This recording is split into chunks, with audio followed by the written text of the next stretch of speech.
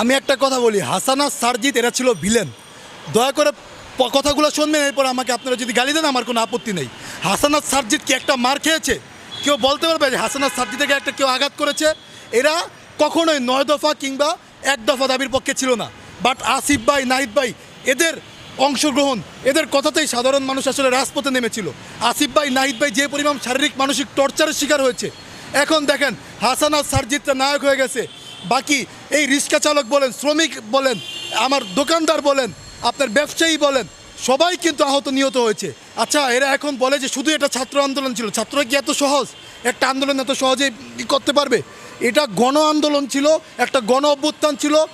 আপামর জনতা, প্রত্যেকটা মানুষের, প্রত্যেকটা প্রবাসী, প্রত্যেকটা রিক্সা চালক, ভ্যান চালক, ব্যবসায়ী, শ্রমিক, যুব, সবার অবদান ছিল। জামাত শিবির, গণ অধিকার বলেন, ইসলামী আন্দোলন বলেন, বিএনপি বলেন, সবার ঐক্যবদ্ধভাবে এই সরকারের পতন হয়েছে। আমাদের দেশ কোনোদিনই পরিবর্তন হবে না, এটা খুব দুঃখ নিয়ে বললাম। আমাদের বাংলাদেশ কোনোদিন পরিবর্তন হবে না।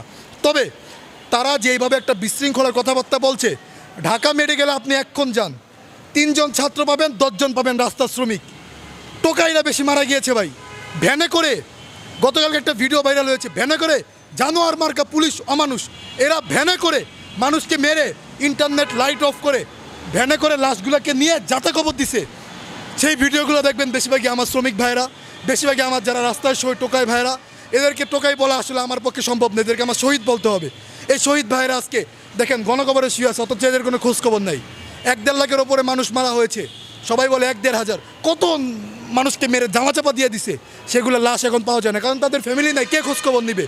সেখানে আমি বলবো যেসব পুলিশরা এই হত্যাকাণ্ডের সাথে জড়িত, তাদের এই লোগো প্রথমে চেঞ্জ করতে হবে। এই নৌকার লোগো বাদ দিয়ে প্রয়োজনে জাতীয় মসজিদের লোগো দিতে হবে। যদি জাতীয় মসজিদের লোগো না দেওয়া হয়, তাহলে প্রয়োজন অন্য লোগো দেন, আমাদের কোনো সমস্যা নেই। বাংলাদেশের মানচিত্র সিস্টেম করে লোগো দেন, যেহেতু আমাদের হিন্দু, মুসলিম, বৌদ্ধ, খ্রিস্টান সবাই দেশের নাগরিক। আর সারজিৎ হাসানাতের ব্যাপারে স্পষ্ট করতে চাই, তোমরা বক্তব্য দাও, ক্লিয়ার করো। টাকা নিয়ে 9-6 করো না, কোনো কিছু নিয়ে 9-6 করো না। তোমাদের একার আন্দোলন না, আমরা তোমাদের সমন্বয়কদের আপনার সম্মান করি। আচ্ছা, বঙ্গবন্ধুও তো 1971 সালে বঙ্গবন্ধু তো ভাষণ দিয়ে পাকিস্তানের কারাগারে ছিল, সেখানেও তো তিনি দেখছি যে মুভির ভিতরে দেখছি আমরা যে বিড়ি টানতেছে, হুক্কা টানতেছে, হ্যাঁ। কিন্তু এখন বঙ্গবন্ধু আইসা কি বলে? প্রধানমন্ত্রী বলে যে আমার বাবার এদেশ, আমার বাবা একা এদেশ স্বাধীন করছে, বঙ্গবন্ধু ক্রেডিট দিছে, আমি এদেশ স্বাধীন করছি। তোমাদের অবস্থা হয়েছে এরকম, মায়ের খাও না, উষ্টা খাও নাই, আন্দোলন সফল হয়েছে, এখন একজন বুক ফুলায় বলো সমন্বয়ক। হাসপাতালে যাও মিয়া, খোঁজখবর নাও, কয় টাকা দিছো হাসপাতালে? তুমি সারজিৎ হাসানাত খালি দেখে ছবি চলে আসছো। আমার সমন্বয়ক, আমি আজকে নাম বলবো না, বাসায় গিয়ে দেখে আসছি, তোমাদের কেন্দ্রীয় 13 নম্বর সমন্বয়ক, নাম বললাম না, চিন্তা করে ছেলেটা, তোমরা খোঁজখবর নাও নাই। অথচ এই ছেলেটার বিশাল এক ভূমিকা ছিল, গরিব ফ্যামিলির সন্তান। তোমরা অন্য অন্য বিশ্ববিদ্যালয়ের সমন্বয়কদের মাইনাস করে তোমরা 6-7 জন থাকবা, পকেট ভরবা, সুযোগ হবে, নির্বাচন হবে, তোমরা দেশ ছেড়ে ভাগবা হাসিনার মতো। এই সুযোগ আমাদের দেওয়া হবে না। সো স্পষ্ট ভাষায় বলতে চাই, তোমরা যারা সমন্বয়ক আছো, ক্রেডিট নিও না ভাই, ক্রেডিট নিও না। তোমার যেমন এই আন্দোলনে ভূমিকা আছে, আমারও আছে, একজন রিক্সা চালকের আছে, একজন ভ্যান চালকের আছে। সো মানুষকে ছোট করো না, মানুষকে ছোট করা তুমি বঙ্গবন্ধুর মতো তাহলে স্বৈরাচারী হয়ে গেলা। এই আন্দোলনের কারণে আমি দুবাই থেকে আসছি, দুবাইতে আন্দোলন করছি, দুবাইতে আন্দোলন করছি। আমাদের 51 জনকে গ্রেপ্তার করা হয়েছে, 3 জনকে যাবজ্জীবন কারাদণ্ড দেওয়া হয়েছে, আর 51 জনকে 10 বছরের কারাদণ্ড দেওয়া হয়েছে।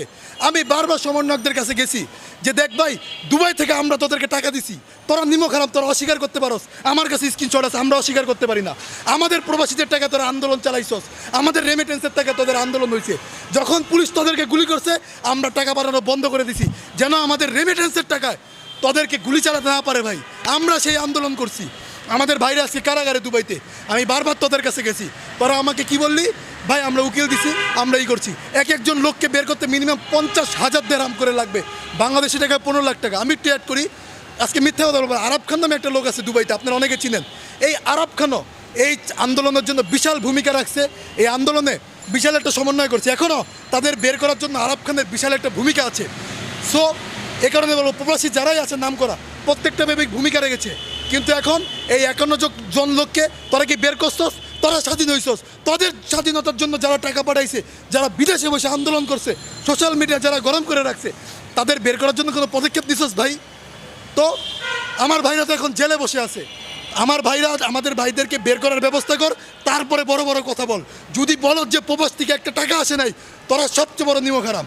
প্রবাসীদের টাকায় তোরা চলস, প্রবাসীদের টাকায় বাংলাদেশ চলে, প্রবাসীদের টাকা আছে দেখেই এই দেশ এখনো সমৃদ্ধ আছে, নেয় তোদের ভিক্ষা করে খাইতে হইতো।